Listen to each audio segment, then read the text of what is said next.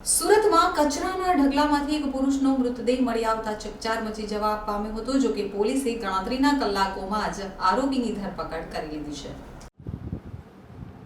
સુરતમાં ગતરોજ પૂર્ણા ગામ કોહિનૂર ટેક્સટાઇલ માર્કેટ 2 સામે આવેલા કચરાના ઢગલામાંથી કોથળામાંથી પુરુષનો મૃતદેહ એક યુવાનને મળી આવ્યો હતો। સમગ્ર મામલે તપાસનો ધમધમાટ ચાલુ કરતા હત્યારાઓને પોલીસે શોધી કાઢ્યા હતા।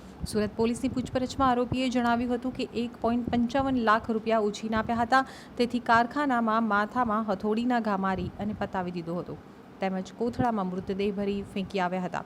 ગતરોજ બપોરે 12:30 વાગ્યાના અરસામાં કચરો વીણતા યુવકને એક મીણિયો કોથળો દેખાયો હતો, જેની ઉપર લાલ કલરનું બ્લેન્કેટ ઢાંકવામાં આવ્યું હતું। જ્યાં આ કોથળો મૂકવામાં આવ્યો હતો તેનાથી 2 ફૂટ દૂર કચરો પણ સળગી રહ્યો હતો।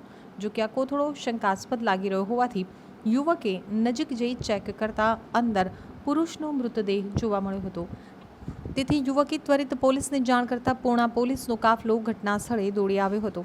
આ મામલે ક્રાઇમ બ્રાન્ચે 12 ટીમના 100 સભ્ય દ્વારા તસવીર લઈ અને તપાસ હાથ ધરી હતી, જેમાં મૃતકની ઓળખ ઇમરાન ગુલાબભાઈ કુરેશી તરીકે થઈ હતી। તો આસપાસના વિવિધ કારખાના અને ટેક્સટાઇલ માર્કેટના લોકોને બતાવી મૃતદેહ ઓળખવા માટે પ્રયત્ન હાથ ધરવામાં આવ્યો હતો। ત્યારે બાતમીને આધારે રાજીવનગર ઝૂંપડપટ્ટી મંદિરપોણાથી 2 આરોપીને ઝડપી પાડ્યા હતા।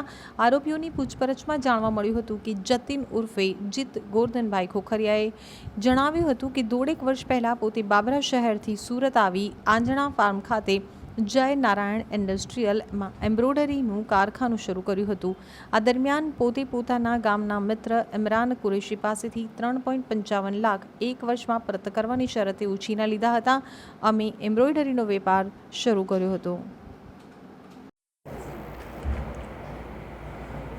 ગઈકાલ સવારે અયોધ્યા ટેક્સટાઇલ માર્કેટથી કોહિનૂર ટેક્સટાઇલ માર્કેટ 2 વચ્ચે એક મીણિયા કોથળામાં અને બ્લેન્કેટમાં વીંટળાયેલી ડેડ બોડી મળી આવેલી હતી।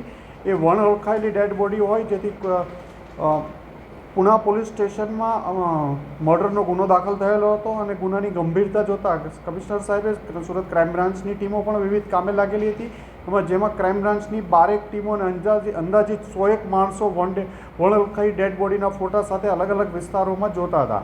આ વિસ્તારોમાં જ્યારે પૂછપરછ દરમિયાન ગઈકાલ રાત્રે કોમ્બિંગ દરમિયાન પીઆઈ જયંત ઝાલા સાહેબ અને તેમના પીએસઆઈ સોઢા અને ગામિતને એક બાતમી મળી હતી કે 2 ઈસમો જતીન ખોખરિયા અને જીતેન્દ્ર ગૌતમ આ બંને આ મર્ડરમાં સંડોવાયેલા છે, જે આધારે બંનેની પકડવામાં આવ્યા અને પૂછપરછ કરતાં એમણે આ બંને આ ગુનો કબૂલ્યો હતો।